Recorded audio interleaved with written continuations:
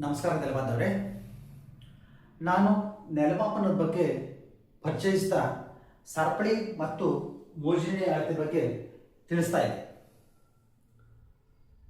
17ನೇ ಸಂಚಿಕೆಯಲ್ಲಿ ಸ್ಕೇಲ್ಸ್ ಬಗ್ಗೆ ಈಗಾಗಲೇ ನಾನು ತಿಳಿಸಿದ್ದೀನಿ.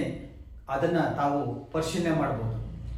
ಇದ್ರ ಬಗ್ಗೆ ಇನ್ನಷ್ಟು ವಿವರ ಅಂದರೆ ನಕ್ಷಾ ಮಾಪಕಗಳ ಅಂದರೆ ಮ್ಯಾಪ್ ಸ್ಕೇಲ್ ಬಗ್ಗೆ ಇವತ್ತಿನ ದಿವಸ ನಾನು ತಿಳಿಸ್ಕೊಡ್ತೀನಿ.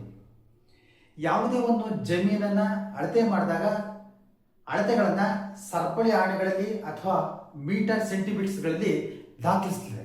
ಉದಾಹರಣೆಗೆ ಇದೊಂದು ಟಿಪ್ಪಣಿ ಜಮೀನನ್ನು ಅಳತೆ ಮಾಡಿದೆ. ಇದರಲ್ಲಿ ಸರಪಳಿ ಮತ್ತು ಆಣೆಗಳಲ್ಲಿ ಅಳತೆಗಳನ್ನು ದಾಖಲು ಮಾಡಿದೆ. ಪೂರ್ಣ ಅಳತೆಗೆ ನಕ್ಷೆಯನ್ನು ತಯಾರು ಮಾಡಲಿಕ್ಕೆ ಸಾಧ್ಯ ಇರೋದಿಲ್ಲ. ಇಲ್ಲಿ ನೋಡ್ಬೋದು, ಇಲ್ಲಿ 20 ಸರಪಳಿ ಇದೆ, ಇದು 10 ಸರಪಳಿ ಇದೆ. ಈ ಥರ ಉದ್ದ ಎಷ್ಟಿದೆಯೋ ಅಷ್ಟೇ ಪ್ರಮಾಣದಕ್ಕೆ ನಾವು ಅಳತೆನ ನಕ್ಷೆಯನ್ನು ತಯಾರು ಮಾಡಲಿಕ್ಕೆ ಸಾಧ್ಯ ಇಲ್ಲ. ಇದರ ಅವಶ್ಯಕತೆಯೂ ಸಹ ಕಂಡುಬರೋದಿಲ್ಲ. ಅಡವಿಯಲ್ಲಿ ಪಡೆದಿರ್ತಕ್ಕಂಥ ಅಳತೆಗಳನ್ನು ನಕ್ಷೆಯಲ್ಲಿ ತಯಾರಿಸಬೇಕಾದ್ರೆ ಉದ್ದ ಮತ್ತು ವಿಸ್ತೀರ್ಣಕ್ಕೆ ಅನುಗುಣವಾಗಿ ನಕ್ಷೆಯನ್ನು ಕುಗ್ಗಿಸಲಾಗುವುದು, ಅಂದರೆ ಕಾಂಟ್ರಾಸ್ಟ್ ಮಾಡ್ತೀವಿ. ಈ ನಕ್ಷೆ ಇದು ಜಮೀನು ಅಂತಂತಂದ್ರೆ ಇದನ್ನ ಪೇಪರ್ ಅಥವಾ ಹಾಳೆಯಲ್ಲಿ ಮಾಡಬೇಕು ಅಂತಂದ್ರೆ ಅದನ್ನು ಕುಗ್ಗಿಸಿದಾಗ ಈ ಪ್ರಮಾಣಕ್ಕೆ ಬರುತ್ತೆ. ಇವೆರಡು ಸಿಮಿಲರ್ ಆಗಿರ್ತವೆ. ಇದರಲ್ಲಿ ಸ್ಕೇಲ್ ಪ್ರಮಾಣಕ್ಕೆ ನಕ್ಷೆ ಹೊರಡಿಸುವುದು ಅಂತಾರೆ. ನಕ್ಷೆಯ ಮೇಲೆ ನೈಜ ಅಥವಾ ನಿಖರವಾದ ಅಳತೆಗಳನ್ನು ಕುಗ್ಗಿಸಿದ ಪ್ರಮಾಣಕ್ಕೆ ಅಂದರೆ ನಕ್ಷಾ ಮಾಪನ ಮ್ಯಾಪ್ ಸ್ಕೇಲ್ ಎಂದು ಕರೆಯಲಾಗುತ್ತದೆ. ಈ ನಕ್ಷೆಗಳು ನಿರ್ದಿಷ್ಟ ಪ್ರಮಾಣಕ್ಕೆ ಕುಗ್ಗಿಸಿದ ಅಂದರೆ ಕಾಂಟ್ರಾಸ್ಟ್ ಮಾಡಿದ ಭೂಮಿಯ ಪ್ರಮಾಣಬದ್ಧ ಪ್ರತಿಕೃತಿ ಅಂದರೆ ಸಿಮಿಟ್ರಿಕಲ್ ಆಗಿ ಇರುತ್ತವೆ ಅನ್ನೋದನ್ನ ತಾವು ಇಲ್ಲಿ ಕಾಣಬಹುದಾಗಿದೆ. ತಾವೆಲ್ಲ ಗ್ರಾಮ ನಕಾಶೆಯನ್ನ ಅಥವಾ ಅಟ್ಲಾಸ್ ಅನ್ನ ಗಮನಿಸಿರ್ಬೋದು.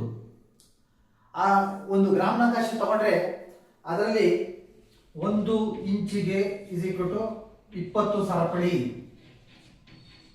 ಎಂದು ನಮೂದಿಸಲಾಗಿರುತ್ತೆ. ಅಥವಾ ನೀವು ಅಟ್ಲಾಸ್ ತಗೊಂಡ್ರೆ 1 ಇಂಚ್ = 4 ಸರಪಳಿ ಅಂತ ದಾಖಲಿಸಿರ್ತಾರೆ. ಮತ್ತೆ ನೀವು ಅಟ್ಲಾಸ್ಗಳು ದೊಡ್ಡ ದೊಡ್ಡ ಮ್ಯಾಪ್ಗಳನ್ನ ತಗೊಂಡು ನೋಡಿದ್ರೆ ಅಲ್ಲಿ 1:500 ಅಂತ ಈ ತರ ಸ್ಕೇಲ್ನ ನಮೂದಿಸಿರ್ತಾರೆ. ನಕ್ಷೆ ಮೇಲೆ ಈ ರೀತಿ ಪರಿವರ್ತಿಸುವ ನಕ್ಷೆಗಳಲ್ಲಿ 3 ವಿಧಗಳಿವೆ. ಮೊದಲನೇದು ಪ್ರಾತಿನಿಧಿಕ ಭಿನ್ನಾಂಶದ ಮಾಪಕ ಅಂದರೆ RF ಅಂತೀವಿ, ರೆಪ್ರೆಸೆಂಟೇಟಿವ್ ಫ್ಯಾಕ್ಟರ್ ಅಂತ. ಮೊದಲನೇದು ರೆಪ್ರೆಸೆಂಟೇಟಿವ್ ಫ್ಯಾಕ್ಟರ್ ಅಂದ್ರೆ ಸ್ಕೇಲ್ ಪ್ರಾಥಮಿಕ ಭಿನ್ನಾಂಶದ ಮಾಪಕ.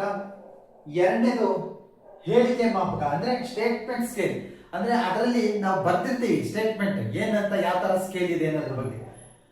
ಇನ್ನು ರೇಖಾ ನಕ್ಷೆ ಮಾಪಕ ಅಂದ್ರೆ ಗ್ರಾಫಿಕಲ್ ಸ್ಕೇಲ್. ಇದನ್ನ ನಾವು ಗ್ರಾಫಿಕಲ್ ಆಗಿ ಗೆರೆಗಳನ್ನ ಎಳೆಯೋದ್ರ ಮೂಲಕ ಈ ಸ್ಕೇಲ್ ಮೂಲಕ ರೆಪ್ರೆಸೆಂಟ್ ಮಾಡ್ತೀವಿ. ಹಾಗಾದ್ರೆ ಪ್ರಾತಿನಿಧಿಕ ಭಿನ್ನಾಂಶದ ಮಾಪಕ, ಹೇಳಿಕೆ ಮಾಪಕ ಮತ್ತು ರೇಖಾ ನಕ್ಷೆ ಮಾಪಕ ಎಂದ್ರೆ ಏನು ಅನ್ನೋದ್ರ ಬಗ್ಗೆ ನಾನು ನಾಳಿನ ಸಂಚಿಕೆಯಲ್ಲಿ ತಿಳಿಸ್ಕೊಡ್ತೀನಿ.